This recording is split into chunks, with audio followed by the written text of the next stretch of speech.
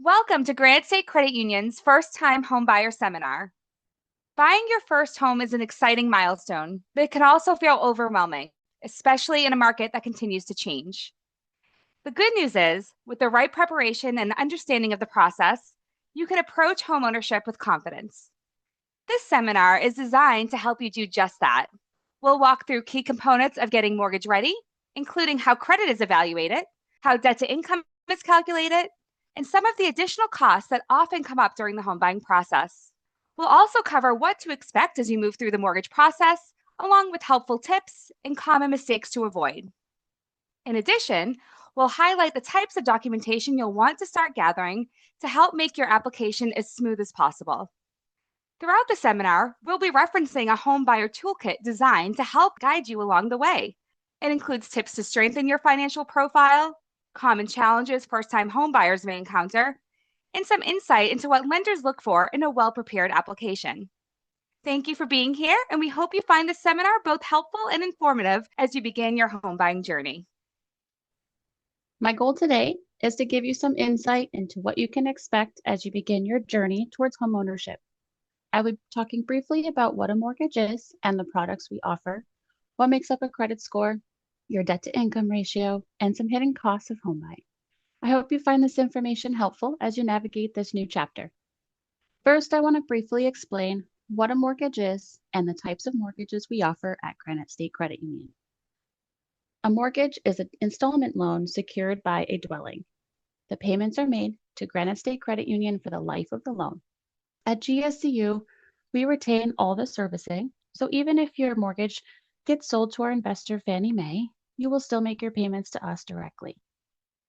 We offer fixed rate and adjustable rate mortgages. Fixed rate mortgages are simply a mortgage loan in which the rate doesn't change. The 30-year fixed rates are the most common mortgage product. However, you can opt for a shorter term if you qualify for it.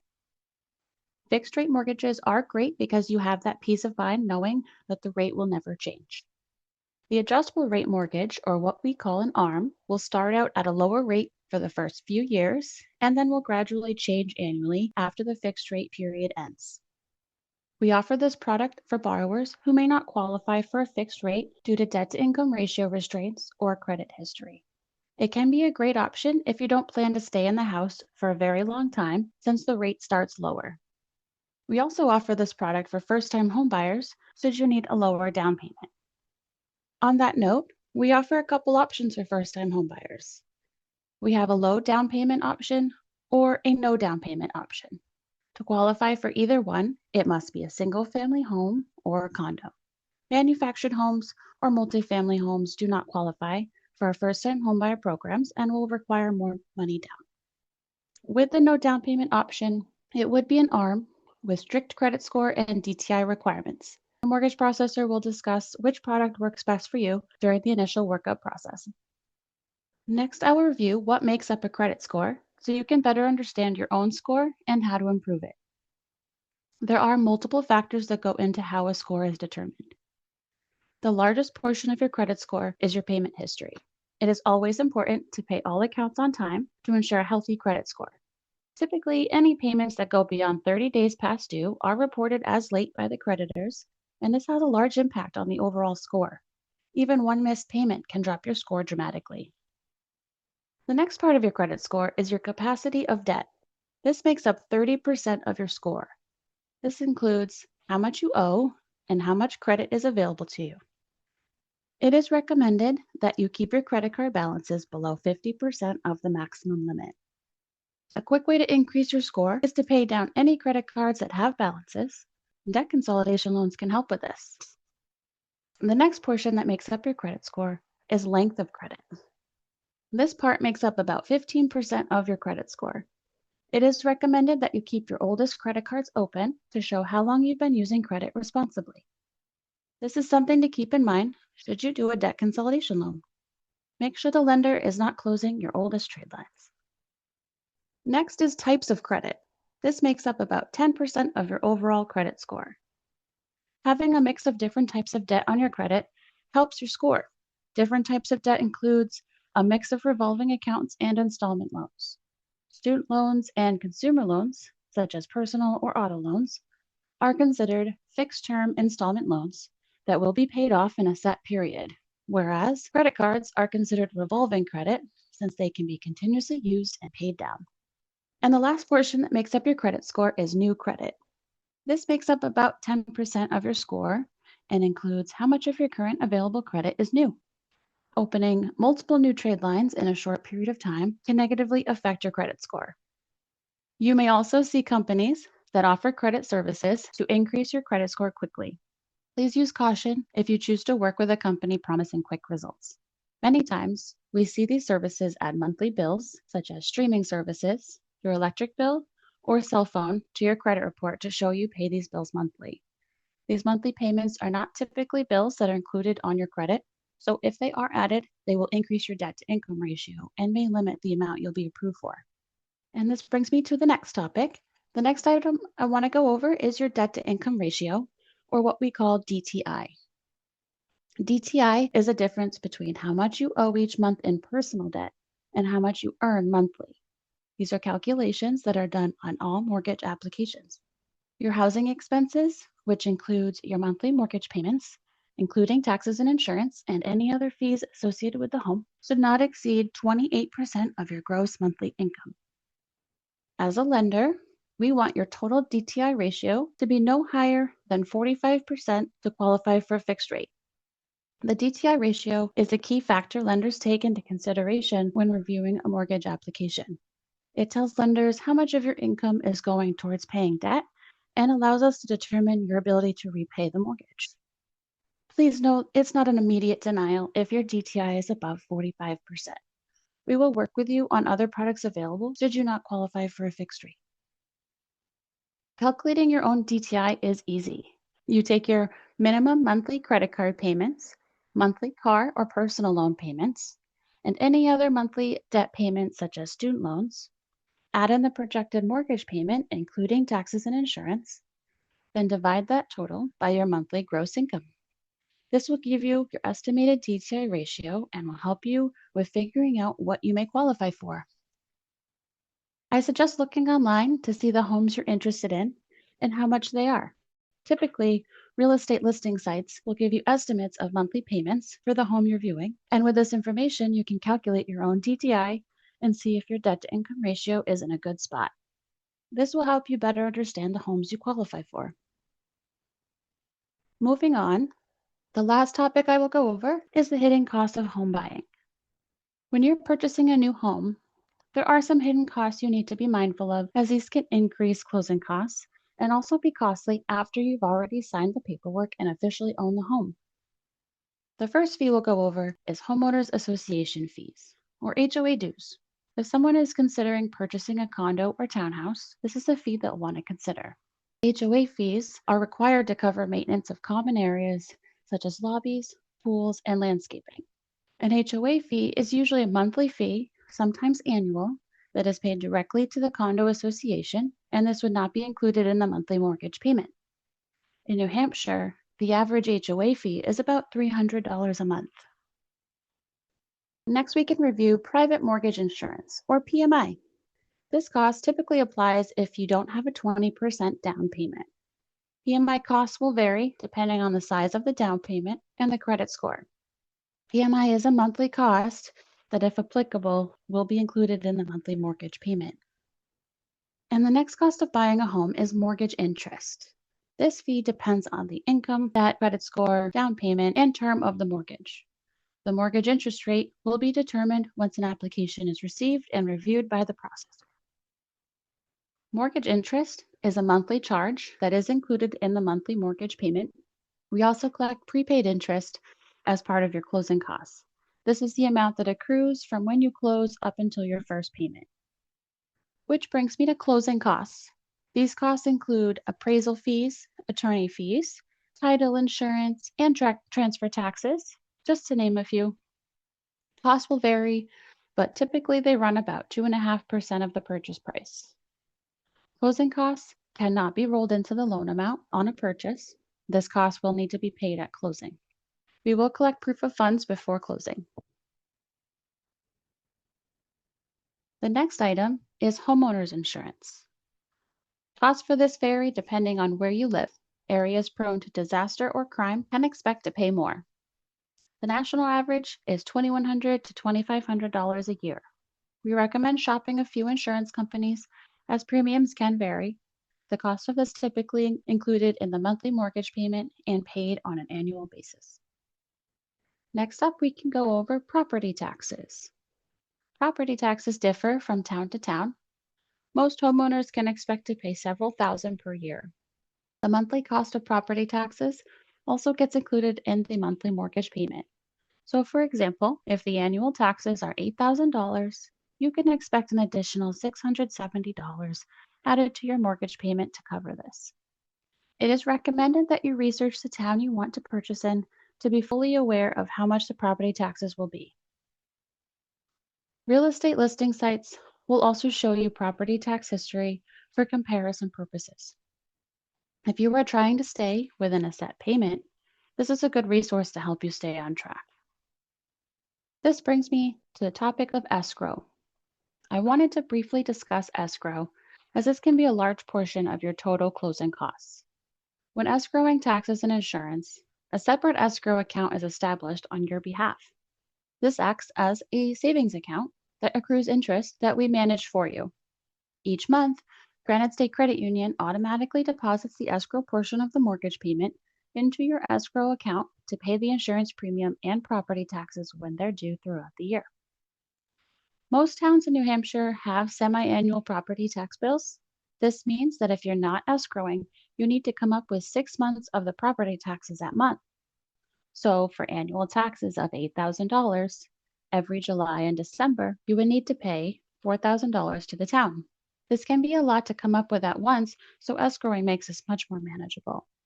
Escrowing gives you a great peace of mind knowing that we'll be making these payments on your behalf each year. Next up for hidden costs are utilities.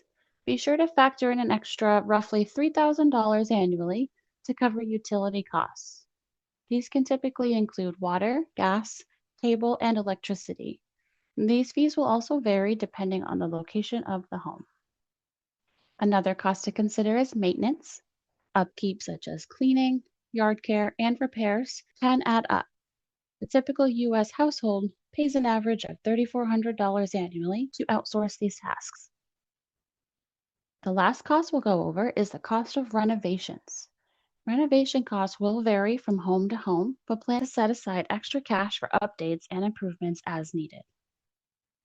Keep in mind, we do offer equity loans for home improvements. After 6 months of ownership, we will finance up to 100% of the available equity in either a home equity loan or line of credit option. And lastly, something that often gets forgotten about in the mix of everything else is moving expenses. This includes movers, rental trucks, and packing supplies. You may also need to purchase home furnishings and appliances if needed. And don't forget, GSCU offers personal loans that can be used to furnish your new home. Next up, we will discuss the GSCU mortgage experience. Hello, I will go over the GSCU mortgage experience and what the initial steps in the process are. The first step in obtaining a mortgage with GSCU is completing the application. You can apply online or in one of our branches while being assisted by a branch representative. You will either submit an application for a pre-approval or a purchase. If you're still house hunting and just need to know what your buying power is, you would want to apply for a pre-approval. If you already have a house lined up with a signed purchase and sales agreement, you will apply for a purchase application and provide us with a fully executed purchase and sales agreement. Once your application has been completed, you will be assigned to a processor the next business day. This processor will review your application and discuss any questions or concerns you may have. They will be your main point of contact throughout the entire process. The job of the processor is to review your application and get you ready for underwriting. There will be documents we'll collect from you for the initial decision. We can dive deep into this segment once we reach the slide with the documents checklist. After we collect all your supporting documents, your application will be assigned to an underwriter. The underwriter job is to go through your entire file and review all documents to make sure they meet guidelines and regulations for approval. If we are not able to approve the amount or term you applied for, we will typically try to counteroffer you to what you can afford. The underwriting process can take up to a week, depending on the time of the year. If the underwriter approves your request, you will be given a pre-approval letter that is good for 4 months. You will want to provide that letter to your real estate agents so they can point you towards the homes you're able to view and submit an offer on. Oftentimes, you need an approval letter to even tour a property. Once you have a signed purchase and sales agreement, you will need to notify and provide that agreement to your processor, as there are many deadlines we need to meet once you go under contract. Typically, the closing is set for around 30 to 45 days after the contract is signed. We like to see at least 45-day window to close because some of the services we order take a couple of weeks to be completed. This can also vary depending on the time of the year. Upon approved, we will collect funds from you so we can begin ordering the required services. These funds will be credited towards your closing cost at the time of closing. The services that we will order are an appraisal on the home, a flood zone certificate to ensure that we don't need to obtain a flood insurance, and we will also order a title search for the property. The opinion of title is prepared by the same attorney who will assist with your loan closing. When we receive your signed purchase and sales agreement, you will be provided with your initial loan estimate. The initial loan estimate will break down the monthly cost of your mortgage, including any escrow or mortgage insurance, as well as the estimated closing cost, rate, and estimated monthly payment. When you receive the loan estimate, don't hesitate to ask questions so you can properly understand the cost associated with the purchase. While we are waiting on the reports from the services ordered to come back to us, this is a good time to do some homeowners insurance shopping for the best rate. Keep in mind you will want to obtain enough coverage for the total amount of your mortgage. Also, during this time, please make sure you keep your processor informed of any changes to the closing date or your employment and income, as this can affect your loan status. After you meet all required conditions set by the underwriter, it is time for final review. The underwriter will go through the entire loan again, making sure that we collected everything required to close on the loan and that the home appraised sufficiently. If the underwriter provides a final approval, you will be notified for the clear to close. This means you have fulfilled all the loan requirements and we can officially schedule your closing. Once you have the clear to close, your processor will notify the closing attorney, and at that time the attorney will coordinate the closing appointment with the seller and yourself. You will also be given your closing disclosure at least 3 days prior to closing with all your final numbers. Finally, it is closing time, and it's time to sign the closing documents. When you arrive at the closing, you will see a lot of documents laid out for you to sign. The attorney will explain each document before you sign them, so if you have any questions, don't hesitate to ask. As soon as that last paper is signed, you will be handed the keys of your new home. Next, I will go over the documents you will need to provide to get a decision on your application. Please see the slide labeled Mortgage Application Document Checklist. For pre-approvals, you can expect to provide at least your proof of income and bank statements to show that you have enough funds available to cover your down payment and closing costs. If you're getting gifted funds from a relative for a down payment, we will collect a letter from them as well. Examples of income documents would be pay stubs, W-2s, tax returns, 1099s. Each of these may be required depending on the type of income you have. If your application is submitted as a purchase application, we will need to collect documents regarding the property sale along with your income documents. First, we need the signed purchase and sales agreement and the buyer's agreement. The buyer's agreement is the contract that you sign with your real estate agent that discuss the terms of their commission. We will ask for the tax bill, the deed, and the listing sheet for the property. This can be obtained from your real estate agent. Condominium properties require extra documentation. Things like bylaws, declarations, budget, and insurance will need to be collected from the seller's agent. If there are any derogatory marks on your credit or recent inquiries, we will also ask for an explanation regarding those. At times, the underwriter will require additional documents depending on your individual situation and the property you are looking to purchase. Next, we are moving on to the do's and don'ts of the mortgage process. As you navigate the journey towards home ownership, there are some items you want to be mindful of in order to avoid any unnecessary delays with your closing. First, we will go over the do's. As previously mentioned, make sure you keep your loan processor updated with any changes such as your income or credit. If any new debt is being obtained, please notify us. Make sure to stay current on all bills.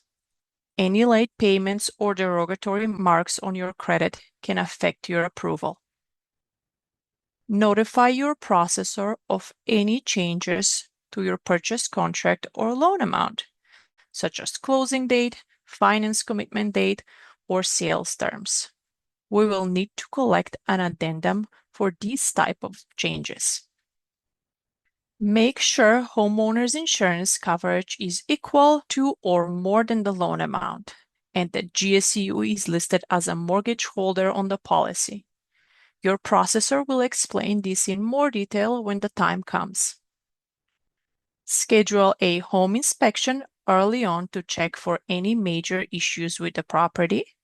This will allow time to discuss any repairs or work needed before you're committed on the purchase. Now let's discuss the don'ts. Don't open new debt of any kind. Get that new car or a toy after you close on the mortgage. Don't change jobs before you close on your loan. We will verify your employment status a few days before you close to make sure nothing has changed. If you change jobs last minute, this might affect your loan approval. Don't pay off any collections or close any credit card accounts. This affects your credit score, which could change your loan term if we need to repool your credit. Don't co-sign for anyone. This reflects on your credit and affects your debt-to-income ratio, which could mean you no longer qualify for the mortgage. Don't move money around. If you have questions on how GSCU will obtain your funds for closing, please ask your processor for the best option. And next, we will go over the different ways you could apply. When you're ready to take the next step, there are several ways to apply.